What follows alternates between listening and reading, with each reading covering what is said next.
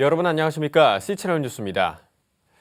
지난 1954년 12명의 고아들로 시작된 신망애육원이 개원 60주년을 맞았습니다. 경북 문경에서 드려진 개원 60주년 감사 예배에 유성훈 기자가 다녀왔습니다. 1954년 5월 5일 12명의 전쟁 고아들과 함께 시작된 신망애육원. 초대 원장인 황용석 장로가 기독교 교육의 이념을 바탕으로 그리스도의 인격을 닮은 아이들을 양육하기 위해 설립했습니다. 신망애육원은 버려진 아이부터 부모의 사망과 이혼, 실직 등으로 가정이 파탄돼 보호받을 수 없는 아이를 보살피고 정서적 안정과 건강한 성장을 돕는 곳입니다. 고 황영석 장로는 오늘은 틀림없이 좋은 날이다를 교훈으로 삼고 아이들에게 밝은 마음과 흔들리지 않는 신앙심을 길러줬습니다. 이를 바탕으로 현재까지 700명이 넘는 아이들이 양육돼 교수를 비롯해 박사와 목사 등 건강한 사회인으로 활동하고 있습니다. 신망애육원 설립자인 황 장로는 부자로 살아갈 수 있었지만 예수님의 사랑을 실천하기 위해 전 재산을 처분하고 자녀 8남매도 고아들과 함께 자라게 했습니다. 신망애육원이 개원 60주년을 맞아 어린이 합동생일과 신축 준공 감사 예배를 드렸습니다. 말씀을 전한 김삼환 목사는 하나님께서는 어떤 재물보다도 겸손하게 선한 일을 하며 이웃을 돕는 일을 더 기뻐하신다고 전했습니다. 하나님은 천천만만 재물을 바치고 장엄하게 엄청난 곳에 영광 받으시는 것이 아니라 우리 마음이 겸손해지고 착한 일 하고 좋은 일 하고 선한 일 하고 올바른 길을 걷고 그리고 우리 모든 이웃의 어려운 분들 돕는 이런 사람을 하나님이 기뻐하신다. 어떤 재물보다도 기뻐하신다. 예배에는 곽선희 목사와 손인웅 목사, 고윤환 문경시장 등이 함께 신망애육원과의 인연을 소개하며 개원 60주년을 격려하고 축하했습니다. 아버지에 이어 신망애육원을 운영하고 있는 황영일 장로는 주는 것이 받는 것보다 복이 있다는 아버지의 설립 정신이 빛을 발하고 있다며 신망애육원의 60년 감회를 밝혔습니다. 살아보니까 그때 아버님이 하신 얘기가 하나같이 다 진실한 거예요. 주는 것이 받는 것보다 복이 있다. 그래서 자기가 지금 주기 시작했는데 복을 받았다는 거예요. 그런 얘기들을 지금 하면서 내가 알았어요. 틀림없이 아버님의 그 정신이 그 후대에 내려가서 복을 받는구나. 한편 신망애육원은 남녀 숙소동과 생활관, 본관 등의 새 건물을 준공하고 예의아동센터와 상신 어린이집, 신망의 농원과 점촌교회 등의 입주를 준비하고 있습니다. 지난 60년 동안 예수님의 가르침대로 아이들을 양육해온 신망애육원이 새 건물과 함께 더 큰 꿈과 비전을 갖길 기대해봅니다. C채널 뉴스 유성훈입니다. 기획 인터뷰 세 번째 시간입니다. 요즘은 어느 분야에서나 소통이 강조되고 있는 시대인데요. 학생들과의 활발한 소통을 통해 한국교회 다음 세대 지도자를 육성하고 있는 대전신학대학교 김명찬 총장을 제가 직접 만나봤습니다.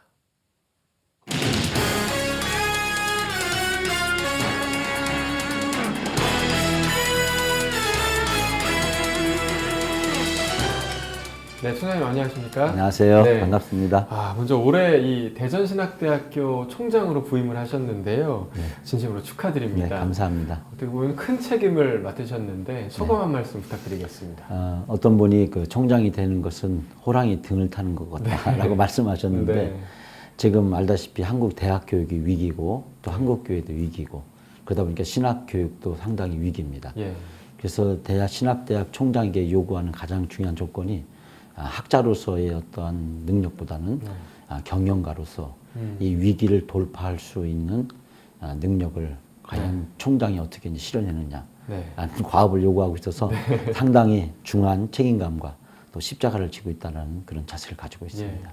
이 국내 신학교들이 참 많은데요. 신임 총장으로서 학교를 이끌어 가시는 동안 좀 중점적으로 이런 걸 하겠다, 이런 커리큘럼을 하겠다, 혹은 이런 사업을 하겠다 하는 계획이 있으신가요? 한국의 신학이 상당히 그 변화하는 세대에 적극적으로 대응하지를 못하고 있습니다. 네.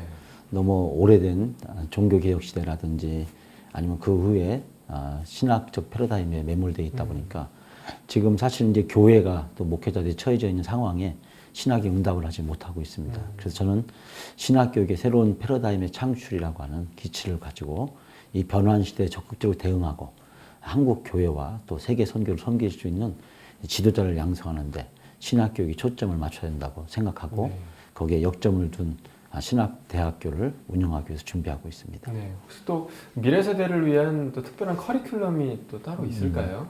한국교회의 위기는 사실은 다음 세대에서 비롯됩니다. 네. 이 다음 세대의 정체 내지는 교회 이탈 현상이 20년 가까이 지속되고 있고 이게 한국교회의 위기의 근본 원인이라고 생각을 합니다. 네. 저는 그래서 신학대학교가 이제는 다음 세대 지도자를 양성하는 일을 구체적으로 해야 된다고 생각을 합니다. 네.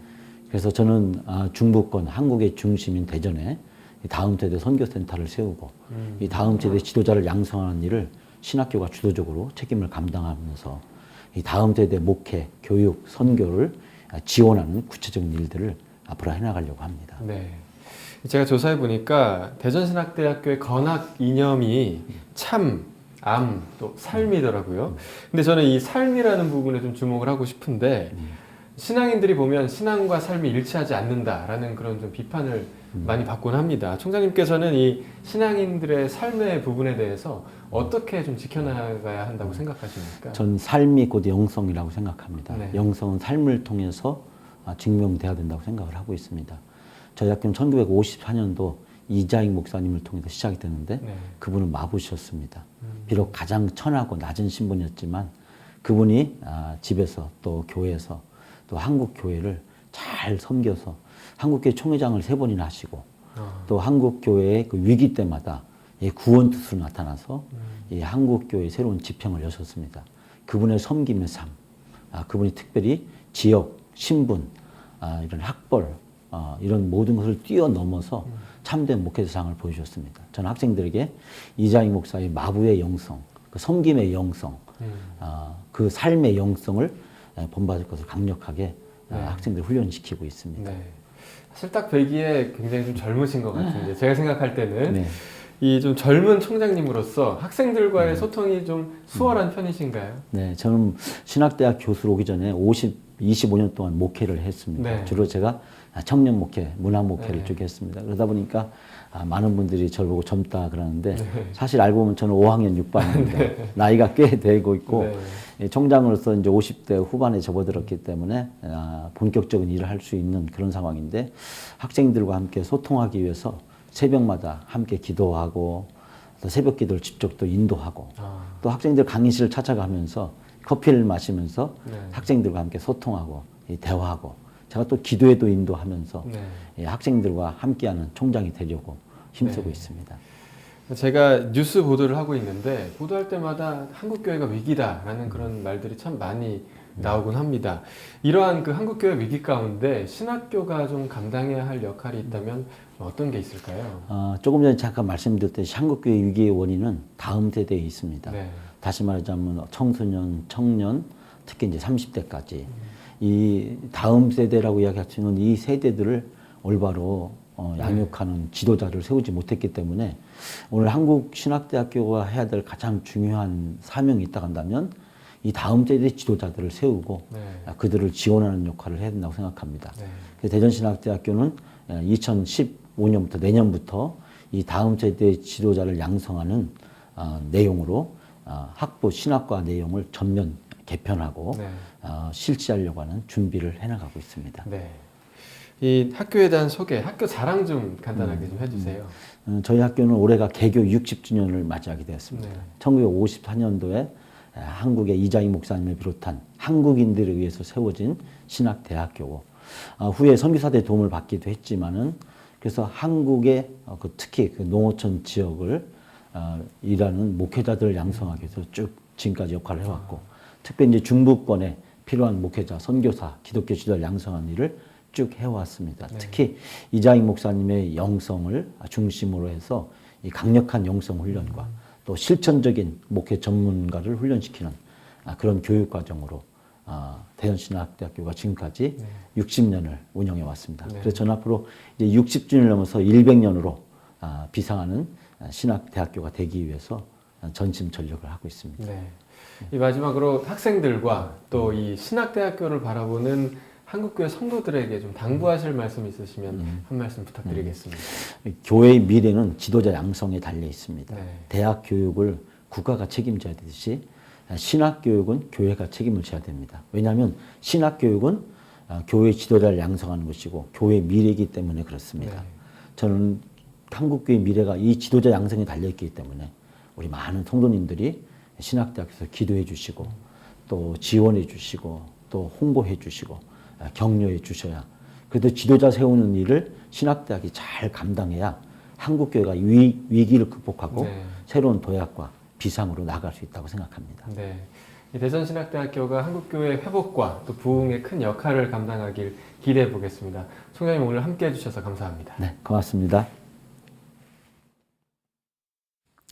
한국교회가 세월호 참사 회복을 위한 교계 지도자 모임을 갖고 가칭 세월호 참사 회복을 위한 한국교회 연합을 발족했습니다. 지난 5일과 7일 두 차례에 걸쳐 열린 모임에는 한국교회 희망봉사단 김사만 대표회장과 이장통합 김동엽 총회장, 안산제일교회 고훈 목사 등 30여 명이 참석했습니다. 이날 모임에서는 예장합동과 통합, 기감, 기성 등 주요 교단 대표와 대한민국 국가조천기도회, 안산시 기독교연합회, 국민일보와 C채널 등 기독교 단체들이 참여하는 가칭 세월호 참사 회복을 위한 한국교회 연합 발족을 결의했습니다. 세월호 참사 회복을 위한 한국교회 연합은 오는 9일 밤 9시 안산제일교회에서 세월호 참사 위로와 회복을 위한 한국교회 연합기도회를 개최하기로 했습니다. 이와 함께 5월 18일 주일을 한국교회 모두가 참여하는 세월호 참사 애도와 회복을 위한 주일로 정하고 전국교회에 공동 설교문과 공동 기도문을 배포할 예정입니다. 또한 애도주일 헌금은 세월호 참사 희생자들의 치유와 회복을 위해 사용하기로 하고 세월호 참사 회복을 위한 한국교회위원회 단일 창구로 보내줄 것을 요청할 계획입니다. 한국이단상담소협회 소속 전국 11곳 이당 3단 소장들이 세월호 침몰 사건과 관련한 철저한 수사를 위해 청해진 해운 실소유주로 알려진 구원파 유병언 씨의 이름을 딴 특별법 제정을 촉구하고 나섰습니다. 이단 상담소장단과 구원파 탈퇴자들은 지난 2일 안산 꿈의교회에서 기자회견을 열고 1987년 오대양 집단 변사 사건 당시 철저한 조사와 처벌이 이뤄졌다면 오늘의 비극적 사건은 일어나지 않았을 것이라며 여야는 유병언 특별조치법을 제정해 비리를 발본색원하고 강력히 처벌을 해야 한다고 촉구했습니다. 또 사이비 종교특별법도 제정돼야 한다며 가출과 이혼, 살인, 집단폭행 등을 정당화하고 양심의 가책을 느끼지 못하는 종교단체들을 색출해 엄벌에 처해야 한다고 주장했습니다. 이와 함께 사법부는 유병언 일가와 유착해 로비를 받고 각종 편의를 제공한 정치권 인사들이 있는지 여야를 막론하고 전방위적으로 수사해 정경유착 관계를 밝혀야 한다고 촉구했습니다. 한편 기자회견에서는 유병언 씨 측근으로 활동했다는 한 구원파 탈퇴자가 구원파 내에 미행팀이 존재하며 한국 사회 주요 조직에 구원파 인사들이 포진돼 있다고 주장하기도 했습니다. 한국기독교교회협의회가 현재 진행 중인 연세대 이사회 결의 무효 확인 소송에서 연세대 측이 주장한 내용에 대한 사실 확인 요청서를 연세대 이사회에 발송했습니다. 교회협은 연세대 이사회가 학교 이익을 위해 연세대 설립에 한국교회가 기여한 사실을 부정하고 있다며 교회협이 한국교회를 대표해 이러한 거짓 주장에 대한 사실 확인을 연세대 측에 요청한 것이라고 설명했습니다. 교회협이 보낸 확인 요청서에는 연세대 설립 당시 한국교회 안에 교단이 존재하지 않았는지, 연세대 설립과 운영에 한국교회가 기여한 바가 없었는지 등 6개의 질의 내용이 담겨 있습니다. 확인 요청서는 연세대학교 설립 정신 회복을 위한 기독교 대책위원회 명의로 발송됐으며 교회협은 연세대 측에 오는 9일까지 확인 요청서에 대한 답변을 요구했습니다. 한편 연세대학교 설립 정신 회복을 위한 기독교 대책위원회는 지난 2011년 연세대 법인이사회가 교단 추천 이사 제도를 폐기한 이후 16개 교단과 평신도 연합단체의 참여로 조직됐습니다. 이 밖의 뉴스와 날씨를 전해드립니다.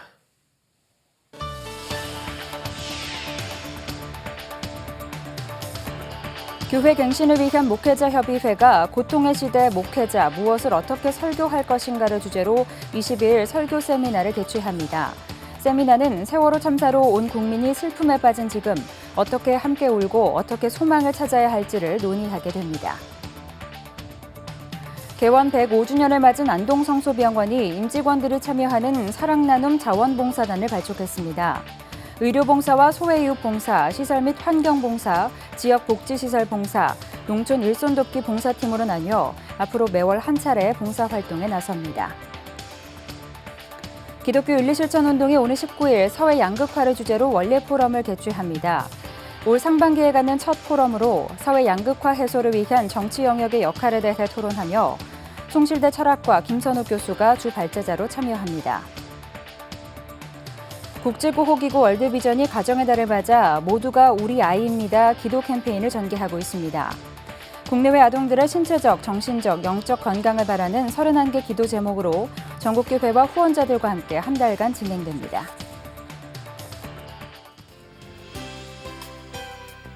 날씨입니다. 흐리고 비가 오다 오후부터 맑아지겠습니다. 상층에 찬 공기가 머물면서 평년과 비슷하거나 조금 낮은 기온을 보이겠는데요.